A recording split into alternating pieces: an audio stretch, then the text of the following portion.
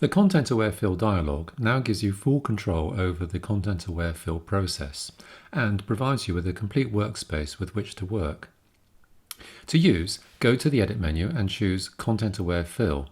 This opens the Content-Aware Fill panel shown here, an options bar, a tools panel, plus a live preview window showing the Content-Aware Fill outcome.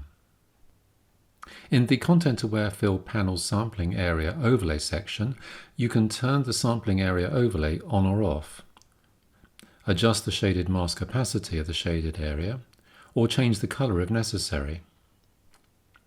By default, the shaded area indicates the sampling area. Basically, the shaded area in the preview represents the area the Content-Aware Fill will analyze and sample from, but you can use the Indications menu to indicate the excluded areas instead. In the Sample Area Options section, the default Auto option intelligently seeks the best areas to sample from based on content that is similar to that which immediately surrounds the fill area. The Rectangular option simply includes a rectangular area that surrounds the selected region. Or choose the Custom mode to create your own user-defined sampling area. Custom clears the previous sampling area, and the Sampling Brush tool can then be used to specify a new sampling area.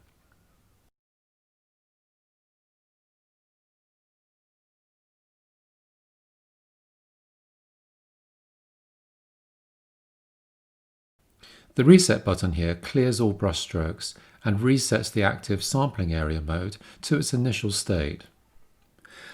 Okay, now let's look at the Content-Aware Fill feature in use.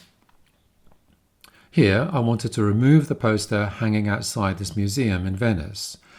To start with, I'll make a basic rectangular selection of the poster, refining here to make the rectangular selection as tight as possible, and then I'll choose Edit Content-Aware Fill.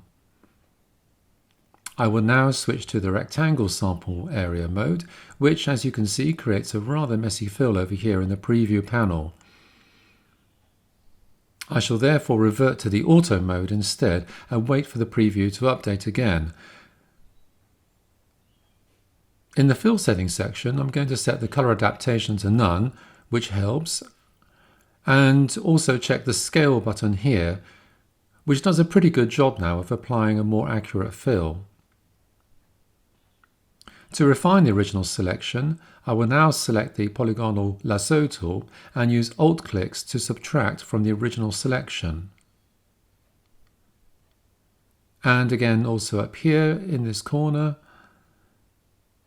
Now let me refine the auto sample area by selecting the Sampling Brush tool to erase the areas that are unimportant to sample from. So I shall erase this whole building on the right here.